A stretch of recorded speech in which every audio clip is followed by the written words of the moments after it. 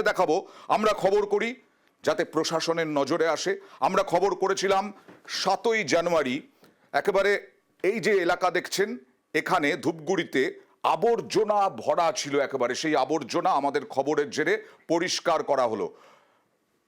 7ই জানুয়ারি দেখিয়েছিলাম নিউজ 18 বাংলায় জেলা পরিষদের উদ্যোগে জঞ্জাল সাফাই হলো। তারপরে জেলা পরিষদের ইন্সপেকশন বাংলোয় আবর্জনায় ভর্তি ছিল। তার জেরে আমাদের খবরের জেরে এবার আবর্জনার পাহাড় সরানো শুরু হলো। ঠিকই আমাদের খবরের জেরে হলো, কিন্তু আমার প্রশ্ন প্রতিনিধি রকির কাছে, এতদিন লাগলো কেন 7ই জানুয়ারি থেকে আজকের দিন 20 ফেব্রুয়ারি পর্যন্ত?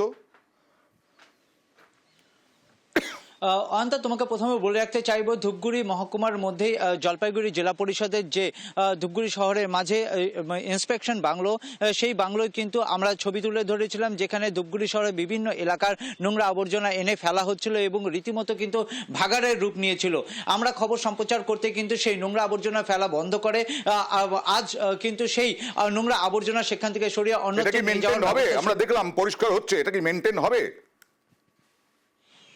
তো তুমি যেটা প্রথমে প্রশ্ন করেছিলে যে এতদিন সময় কেন লাগলো, আমরা কিন্তু জেলা পরিষদের সদস্যদের কাছে জানতে চেয়েছিলাম যে এতদিন কেন লাগলো এই নোংরা পরিষ্কার করতে। তারা বললেন যে আধিকারিকদের সাথে কথা বলে মিটিংয়ের মাধ্যমে এগুলো সরাতে হয়, কারণ যে কোনো কাজ করতে গেলে মিটিং করতে হয়, রেজুলেশন করতে হয়, তারপরেই তার পদক্ষেপ নেওয়া হয়।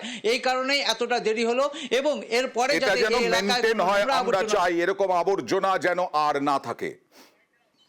এটার অভিযোগ পাওয়ার পরে আমাদের তদন্ত করে দেখা গেছে যে ঘটনাটা সত্যি ছিল। তা আমরা জেলা পরিষদ থেকে আমরা সিদ্ধান্ত নিয়েছি যে আমাদের জেলা পরিষদের বাউন্ডারির ভিতরে আমরা পরিষ্কার করে সুন্দরায়ন করব এবং বাউন্ডারিটা নতুন করে যেখানে যেখানে দরকার রিপেয়ারিং করা হচ্ছে, গেটগুলো ঠিক করা হচ্ছে। এরপরে ডাকবাংলার ভিতরটা সব পরিষ্কার করে আমরা সৌন্দর্যায়ন করে দেবো।